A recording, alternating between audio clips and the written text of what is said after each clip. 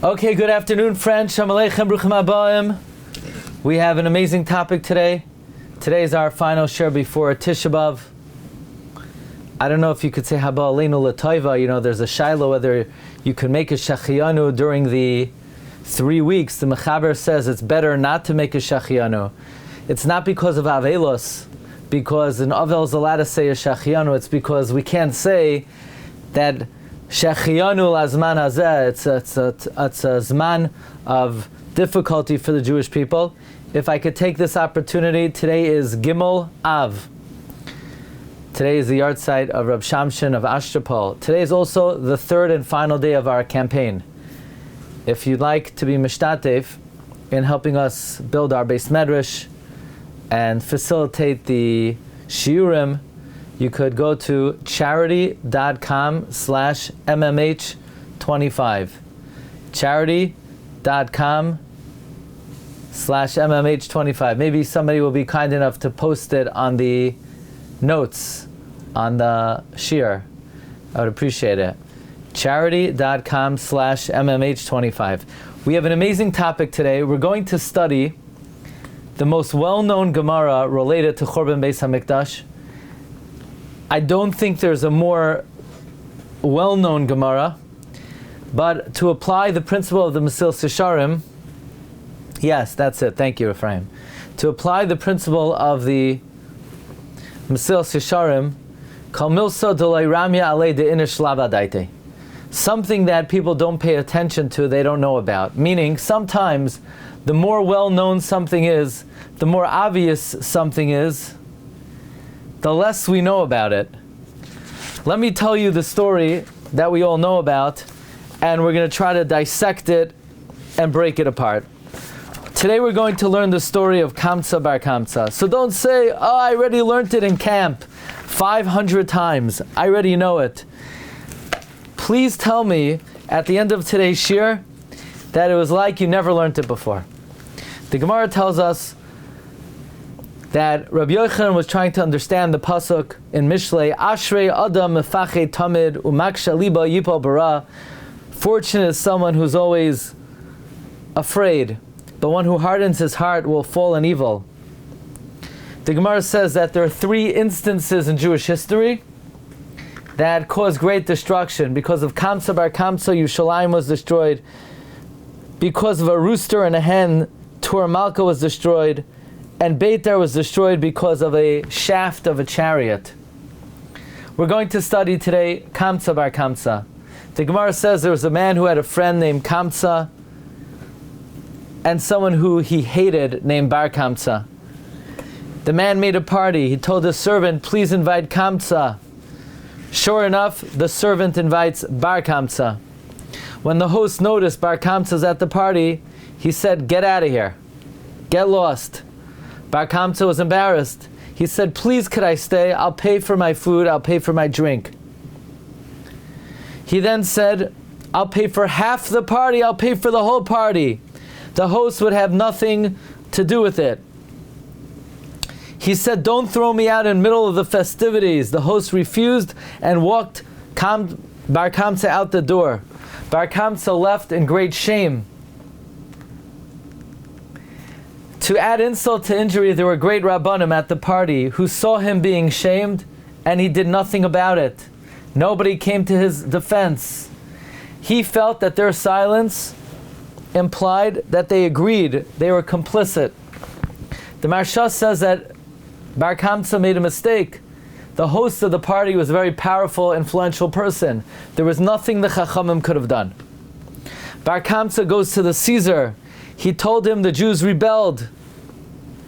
The Caesar said, what's your proof? He said, send them an animal to bring as a carbon. Gentiles are allowed to send animals to be brought as a carbon. You'll see, they won't accept it. Bar Kamtza took a third-born calf, which has the juiciest meat, and it's being sent as a carbon to the Beis HaMikdash. And while it's being sent, Bar Kamtza put a mum on the upper lip or on the eyelid, rendering it a Baal Mum, that it would not be a Baal Mum for a Gentile, but it would be a Bar Mum for a Gentile who wants to bring the carbon to the Beis HaMikdash. The Chachamim are stunned. They don't know what to do. Should they be makriv the carbon? But it's a balmum. Should they not be makriv the carbon? They're endangering their security and the security of the Beis HaMikdash. So what do they want it to do? They want it to be makriv the carbon in a state of imperfection in order to maintain shalom malchus. The Rabbanan wanted to overlook the disqualification of the animal. Comes Reb Zecharia ben Avkulas. Reb Zecharia ben Avkulas said, no, don't do that. If people see we're being makriv an animal with a mum, they're going to think that yoimru bale mumin kraven, they're going to say that you're allowed to be makriv an animal with a mum. So the Chachamim rejected the animal. But then the Chachamim realized Bar Kamtza is going to report to the Caesar. He's going to endanger the life of the community. So they said, we have to kill Bar Kamtza. Again, Reb Zecharia ben Avkulas says, no, you can't do that. That's going to send a message that if somebody puts a mum in a carbon, you're chayiv misa. People are going to say, we killed him. Yoimru bale mumin kraven. I'm sorry, they're going to say yoimru bale, that somebody put a mum should be killed. There's no chayiv misa for putting a mum in an animal. Again, the Chachamim deferred to Reb Zecharia ben Avkulas. Amar Rabbi Yochanan, because of the excessive humility of Reb Zecharia ben Avkulas, Charva mikdashenu, v'sarfa heichaleinu, v'higlisanu min haaretz. Because of the excessive humility of Reb Zecharia ben Avkulas, it destroyed the temple, it burnt down the Beis HaMikdash, and it caused us to go into exile. Reb Zecharia ben Avkulas, by rejecting the animal, by not killing Bar Kamtza, that was excessive humility, and that is what destroyed the Beis HaMikdash. It's very interesting. So who's right? Was Reb Zecharia ben Avkulas right, or were the Chachamim right? You know, when Reb Zecharia ben Avkulas made his decision, we don't really have a dissenting view. We don't have an opposite view. At the time that it happened, nobody was able to disagree with Reb Zecharia ben Avkulas. So who's correct? Was Reb Zecharia ben Avkulas correct, or were the Chachamim correct? It seems like the Chachamim were correct, because Rabbi Yochanan paskins that because of Reb Zecharia ben Avkulas, the Beis HaMikdash was destroyed. But why does Rabbi Yochanan call that humility? Why is it called the Anvisanusa of Reb Zecharia ben Avkulas destroyed the Beis HaMikdash? What is the anava? What is the humility over here?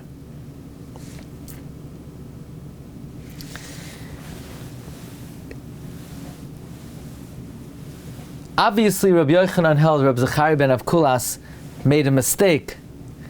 But why did he make a mistake? What's the reason that it was a mistake? Should in fact the Chachamim violated the halacha and brought the animal as a balmum in order to maintain the peace? I mean, it would seem that the Chachamim were correct. The Chachamim said, be makriv the carbon. Is being makriv a carbon that has a mum one of the 3 sins you have to give up your life for? I understand in general you're not to be makriv a carbon with a mum, but being makriv a carbon with a mum is not something that has to be observed if it means that it comes at the cost of saving Jewish lives. So at first glance, the Chachamim should have been correct. The Chachamim said, we need to be makriv the carbon to save the peace. We have to be makriv the carbon to save Jewish lives. What was the rationale of Reb Zecharia ben Avkulas? Yoimru bale mumin kraven. They're going to say that we can be makriv a carbon with a mum. Who cares if people are going to say that? We're going to be worried about that at the expense of Jewish life? Isn't it more important to save Jewish lives than to be worried of what people are going to think the halacha is regarding bale mumin? Also, when they realized that Bar Kamtza is going to say what they did to the Caesar, so the Chachamim said, kill Bar Kamtza. Should they not have killed Bar Kamtza? Should they not have killed Bar Kamtza? So Zecharia ben Avkulas says, well, people are going to say that we kill someone who puts a mum in a carbon. Who cares if people are going to say that? But the whole Klal Yisrael's life is on the line. In other words, let's begin by trying to understand the opinion of Rabbi Zecharia ben Avkulas. Why was Rabbi Zecharia ben Avkulas concerned in this situation that people are going to say that if you put a mum in a carbon, you're killed, or people are going to say that you're makar of a carbon with a mum in it? Who cares if people say that? After all, the lives of the Jewish people are at stake. What is the rationale of Rabbi Zecharia ben Avkulas? So to understand the position of Rabbi Zecharia ben Avkulas, you have to learn a Gemara in Baba Kama. The Gemara in Baba Kama says, Tana Rabbanan, Slamet Chesem and Aleph, Ukvar sholcha malchus roimi shnei sardiyutois etzel chachmei Yisrael. The rabbis, the Roman government sent 2 centuries to the Chachamim. They said, Lamdunu Toraschem, teach us your Torah. Karu, they read the Chumash to them. Vishanu, they repeated. Vishileshu, they thrice repeated. B'shas petirasan, when the centuries were leaving, Amru lahem, Dikdaknu b'chol Toraschem, we analyze your whole Torah, ve'emesu, and it's true, chutz midavar zeh, except for one halacha, that you say that an ox of a Jew that gores the ox of a Gentile is exempt.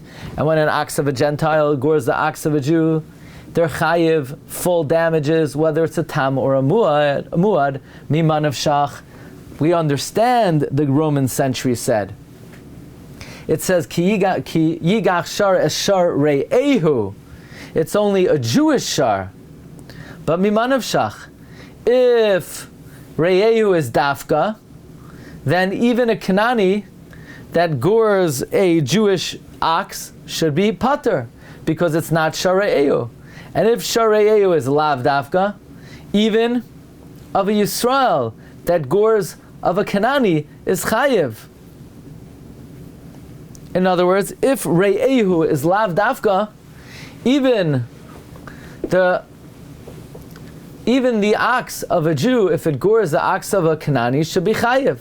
Miman of shach, the Romans said. Are we your friends or not? If we're your friends, then you should be chayiv if you damage us. If we're not your friends, then we should be pater when we damage you. And that's the end of the story.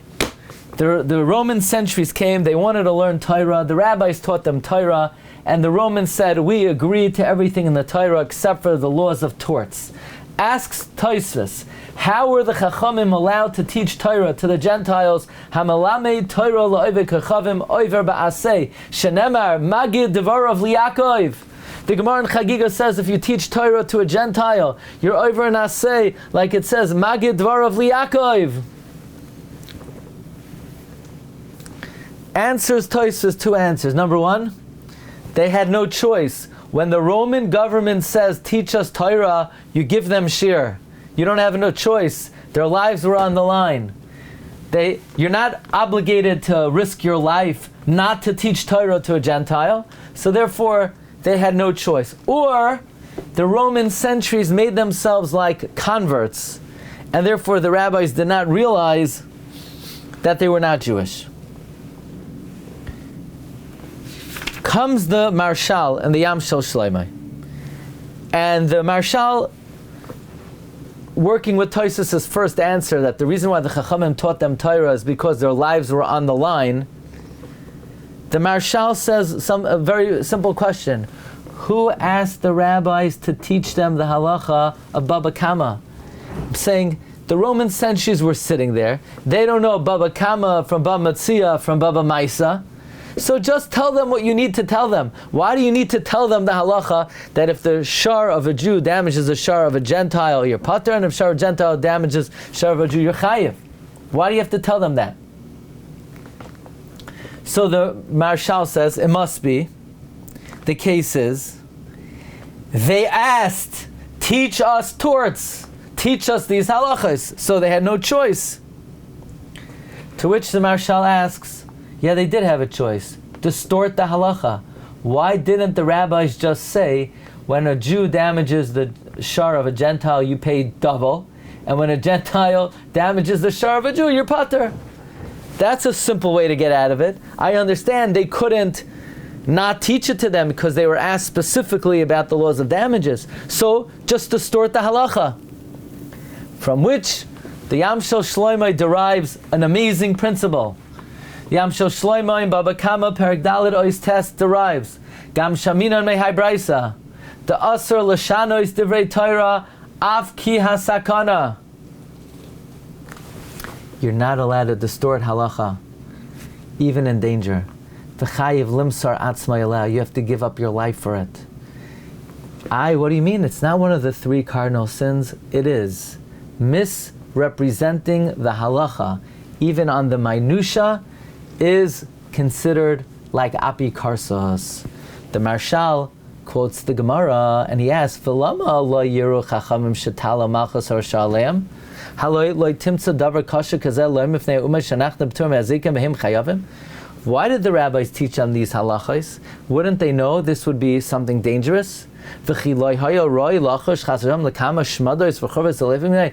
not concerned of so many disasters that could come from this? Befrat Malchus Harasha, especially the evil empire, the Roman government, that all of their thoughts were only to try to come up with a pretext and cause animosity. They should have changed the halacha and said either you're always chayiv or you're always pater. Ela shmamina shemechuyavim anu limsar al kiddush Hashem. We're obligated to risk our life to sanctify the name of God. Vim chas v'shalom yishana hadin, because if heaven forbid you misrepresent the halacha, kekoifer b'toras Moshe, it's like denying the Torah. They had no choice, even though you only have to give up your life for one of the 3 cardinal sins. Misrepresenting the Torah is a violation of one of the 3 cardinal sins, because it's like apikarsos. It's like being koifer in the Torah. Says the Marshal, Mistama we're talking about, where the officers asked them, tell me about Arachayim, tell me about Yoredeya, tell me about Choshen Mishpat, tell me about the laws of damages. Tell me what the halacha is, Shar Shal Yisrael Shenagach Shal Shal Nachri, tell me the halacha of Shal Shenachri Shenagach Shal Yisrael. So they had no choice but to say the truth. Ve'al kein hashivoi ha'emes al kedushas Hashem ki loy haya yechelas biyadam l'shamid es azim edin zeh. They could not slip out of this case. You'll say, we know there were times in history where the Rabbanan did misrepresent Torah, like the Septuagint in the first parak of Megillah with Talmai HaMelech, who gathered 72 Zekanim and they distorted the Torah. That's because there they were divinely orchestrated to translate it that way. And it was like Ruach HaKodesh. Like the Gemara says, Nasan HaKadosh Baruch Hu b'leiv kol echad. And it was Al Pi HaDibur. Also there they didn't change halacha. They just changed the expressions. But to say pater is chayiv or chayiv is pater, that's like being koifer in the Torah. What difference does it make if it's the whole Torah or one halacha? Like the Gemara says in Yuma, Marav kol ha-shoicheach davar echad kol talmidoi goyrem golos labanav. Dear friends, I think this opens up for us a new vista of understanding the Gemara and Gittin, of the opinion of Rabbi Zecharia ben Avkulas. Rabbi Zecharia ben Avkulas was a Tana. He was a smart man. He knew that the lives of Jews were at stake if they're not makriv the carbon. However, when the Chachamim desired to be makriv the carbon, he said, we can't be makriv the carbon, then people are going to think that you could be makriv a carbon with a mum in it. So you'll say, who cares if people think that? Let them think it. So what if they think it? At the end of the day, even if they think it, isn't it more important to save Jewish lives? You don't have to give up your life not to be makriv a carbon with a mum. That's true. If a Gentile would come and enforce that we're makriv a carbon with a mum, we would have to do it. But in this case, Rabbi Zecharia ben Avkulas said, you're misrepresenting the Torah. People are going to, yoimru bale mumin craven, people are going to say if the chachamim were makriv this carbon, you could be makriv a carbon with a mum in it. And the Marshal says, distorting the Torah is a capital offense. It's akin to apikarsos. It's heresy. It's being kofer in the Torah. You can't misrepresent the halacha. Then the Chachamim said, let's kill Bar Kamtza.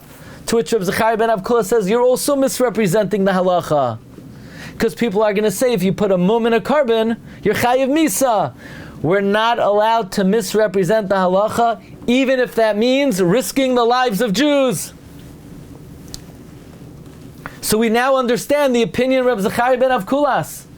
Rabbi Zecharia ben Avkulas understands the value of v'chai bohem, how important it is to save Jewish lives, but we can't misrepresent the Torah just to save Jewish lives. So I know what you're thinking. You're thinking that the Gemara and the Marshal and the Yam Shel Shlomo is not quite like Rabbi Zecharia ben Avkulas' case. The Marshal says to teach an incorrect halacha, that would be misrepresenting the Torah, and that would be a capital offense. But in this case, where Bar Kamtza is sending an animal with a mum, we're not teaching a halacha that you could be makriv a Baal mum. We're just being makriv the Baal mum. But we're not misrepresenting in terms of the way we're presenting and teaching Torah. So, I want to share with you a tshuva of Rav Moshe, an amazing tshuva of Rav Moshe. Rav Moshe is discussing a contemporary issue. Can a woman, after the kedushin, after the man says to her, "Harei at mekudeshes li b'tabazu kedas Moshe v'Yisrael," could the woman then turn to the man and give the man a ring? It's called a dual ring ceremony. Is that permitted or not? Rav Moshe says, no, it is not permitted.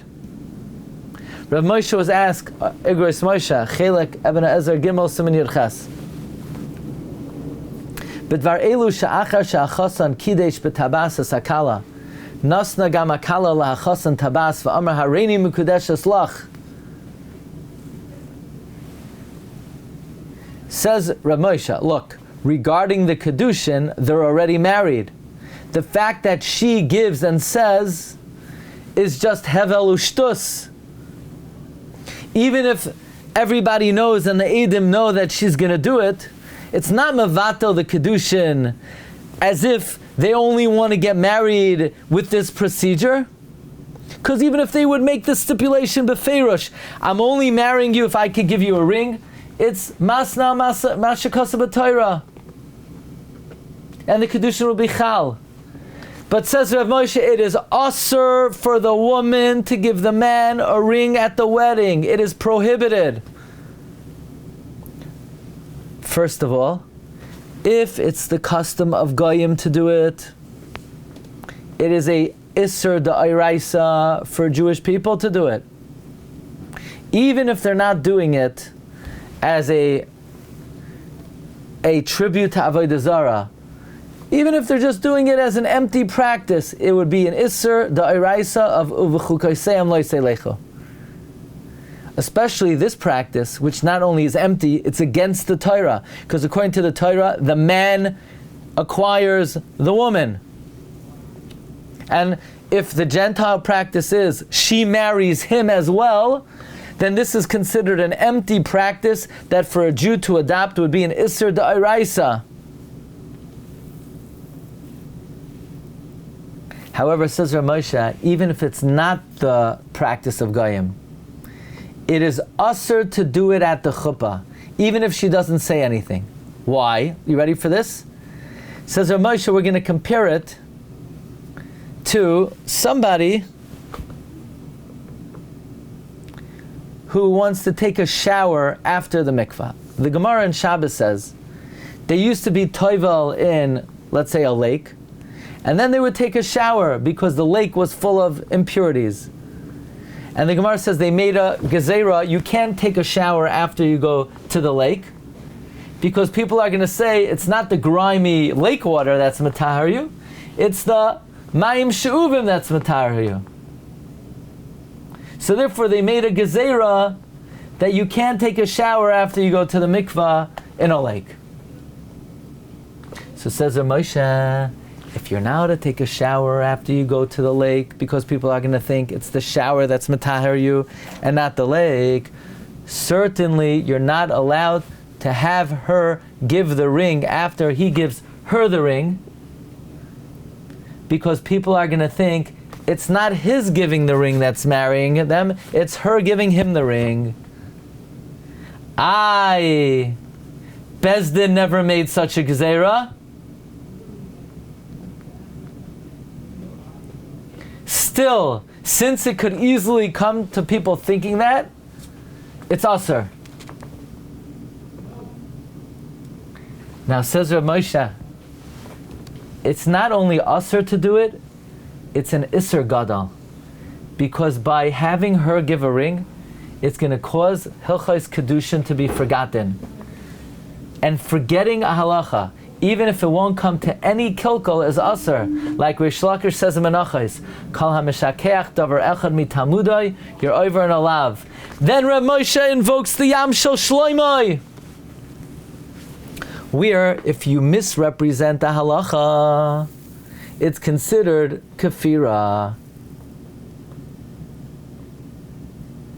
Says Rav Moshe, even though there's no question, Bezdin has the authority to obligate a Jew to pay a guy for damages if there is a chash pikuach nefesh, but they can't say that's the halacha, even b'makam pikuach nefesh.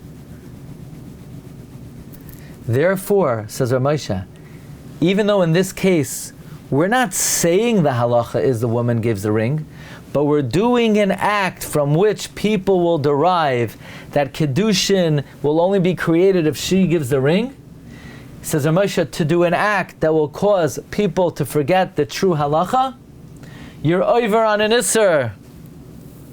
Ooh, so we're seeing Rav Moshe has an expanded understanding of the Yam Shel Shloimei.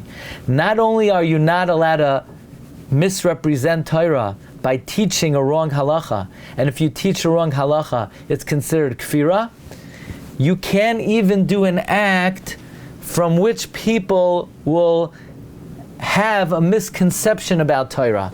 To merely take a shower after going to the mikvah, which could cause people to think that that's what is matahar you, that itself is misrepresenting the halacha. To allow the woman at the chuppah to give the man a ring, even though we're not teaching that creates kedushin, but it's a misrepresentation of the halacha, that itself is kafira. So coming back to Reb Zecharia ben Avkulas, we understand his position very well. He says, even though you're not giving a shiur, that you're allowed to be makriv a carbon with a mum, but if you rabbis are standing there and allowing the carbon to be brought, from which people are going to derive that you could be makriv a carbon with a mum in it, yoimru bale mumin kraven. It's a misrepresentation of the halacha, and therefore it's going to create what is known as it's tantamount to kfira. You're not teaching the halacha, but you're doing something from which people will have an erroneous view of halacha. That's kfira. You have to be meiser nefesh. And if we kill bar Kamtza, people are going to think, even though you didn't teach this, that if you put a mum in a carbon, you're chayiv misa. So we've explained the shita of Reb Zecharia ben Avkulas. So then why did Rabbi Yochanan say he was wrong? We've beautifully explained Reb Zecharia ben Avkulas, based on the Yam Shel Shloimei, that teaching an erroneous halacha is yehareg ve'al yavar, based on Rav Moshe's expanded understanding of the Yam Shel Shloimei, that it applies even if you don't teach the halacha, but merely you represent the halacha that way, that's also a kfira. So what did the Chachamim hold? What was wrong with Reb Zecharia ben Avkulas?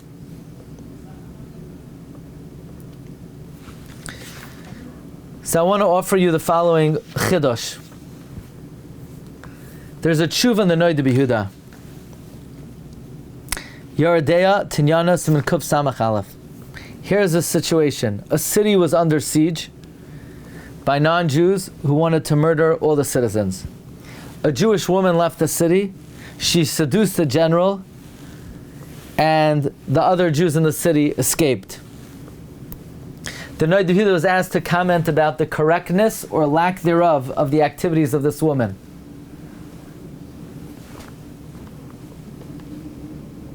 The Noid Rabbi Yehuda said the woman was wrong. Arayos, to be proactive, is Yehareg ve'al yavar, even if it's going to save Jewish lives. So they asked Noid Rabbi Yehuda, what do you mean? But Esther did it. Says the Noid Rabbi Yehuda, Esther was different. Because when Esther did it, it was to save all of Klal Yisrael. To save all of Klal Yisrael, you could violate one of the 3 cardinal sins. To save just a group of people, you can't. So, this doesn't really help us, because in the case of the Yam Shel Shloimeh, it wasn't the entirety of Klal Yisrael whose life was on the line, so they weren't allowed to, those Chachamim were not allowed to misrepresent the halacha. How about when the carbon came to the Beis HaMikdash, and Rabbi Zecharia ben Avkulas said, Yoimru balei mumin kreven. L'chayra, he was right. You can't misrepresent the halacha, even though Jewish lives are at stake. It wasn't all of Klal Yisrael. But I want to share with you another chidush. The Chida in Shal Shechuvas Chaim Sha'al, Chelek Beis Siman Yud Aleph, was asked, the Jews of a certain city were saved. Are they allowed to say Hallel?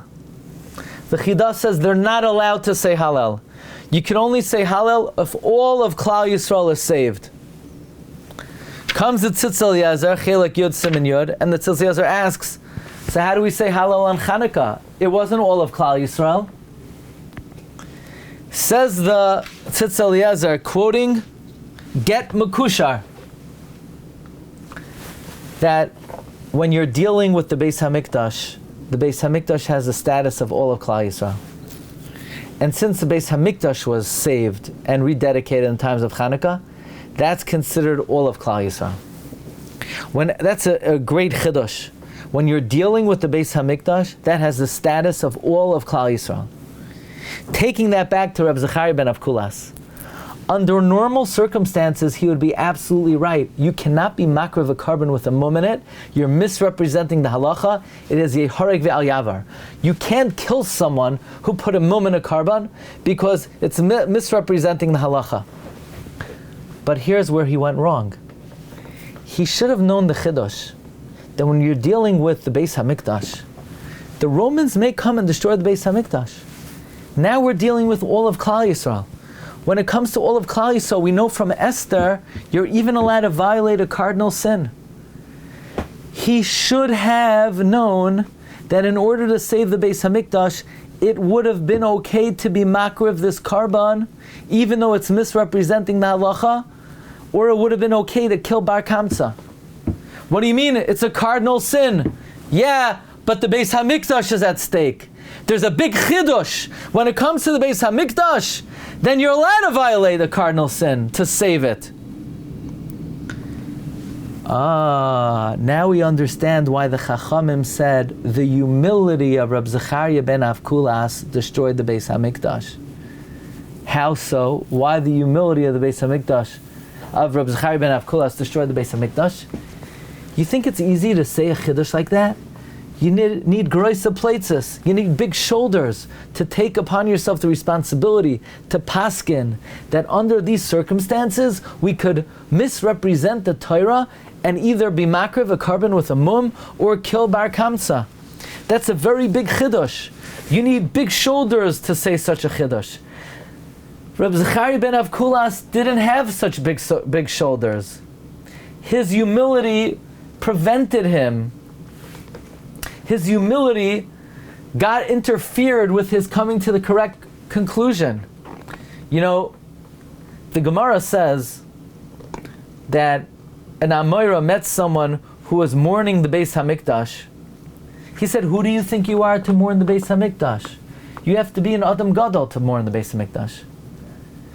In general, a person has to be of stature to mourn the Beis HaMikdash. It's interesting that during the 3 weeks, we tell everyone to mourn the Beis HaMikdash, as if we need to rectify the mistaken humility of Rabbi Zecharia ben Avkulas. Take a look in the Maharitz Chiyas. The Maharitz Chiyas says, Nichta b'tzidai, lo yadati ma'anava hoysabazah. I don't know what kind of humility was here. Sheloi hiniach lekabel karbonoi v'loi lahargoi. That he didn't allow them to accept the carbon or not to kill him. This is not humility. Shas should have said the righteousness, the frumkeit of Rabbi Zecharia ben Avkulas, or his chasidus. But why the humility? Rashi says it means his tolerance. Rashi says the tolerance of Rabbi Zecharia ben Avkulas. What does that mean, the tolerance? Rashi seems to indicate that Rabbi Zecharia ben Avkulas was being too tolerant.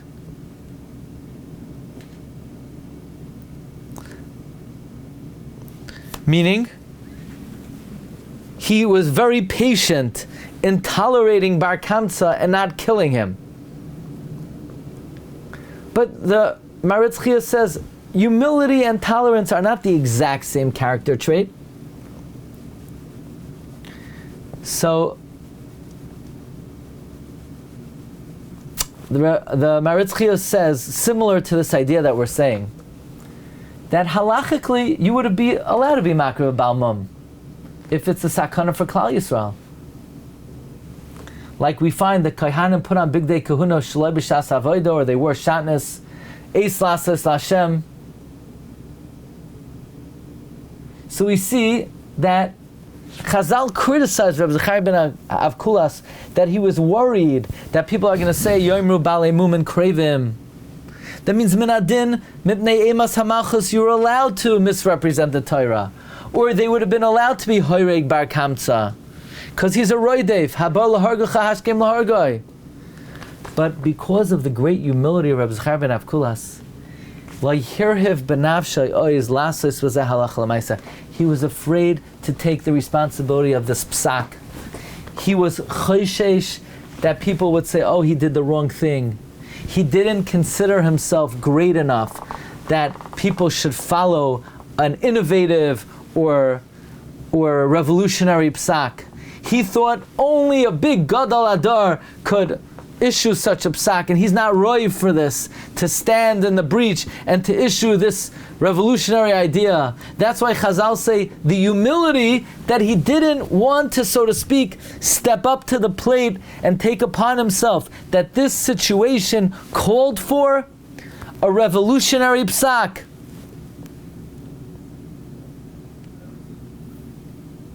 If you look in the Medrash, the Maharitz Chiyas says on the pasuk, B'nei Etzion Hayikarim, it says Rabbi Zecharia ben Avkulas was there, and he didn't protest. Again, we see that there was a certain deficiency, that there are times in halacha that call for extra legal measures. And the Chachamim ultimately say it was the misplaced humility of Rabbi Zecharia ben Avkulas.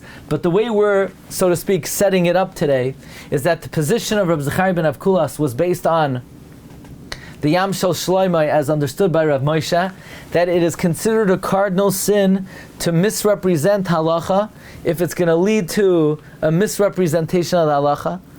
And therefore, under normal circumstances, maybe we would have said Rabbi Zecharia ben Avkulas was correct. But ultimately he was incorrect. And the reason he was incorrect is because since all of Klal Yisrael was at stake, it required a Hirah Shah to allow them either to be makriv the carbon or to kill Reb Zecharia ben Avkulas. I think this is really a new take and a revolutionary take on this episode. And the Gemara's summation is, An v'sanusa shel Zecharia ben Avkulas, hechriva batenu, v'sarfa hechalenu, v'heglisanu min ha'aretz. I wish everyone, we should be zoicha, that Tzlaim HaChamishi should be L'beis Yehuda, L'sasoin, L'simcha. And if we're not zoicha to the Binyan HaMikdash, we should have an easy fast, and we should be zoicha to see the Geula B'Karev Mamish. I want to also mention the new Sefer, Tzipisa Yeshua, is now available. You could get it in Sfarim stores, you could get it online, and it's a very appropriate limud for this time of the year. Rabbi Isai, have a great day. Kol Tov.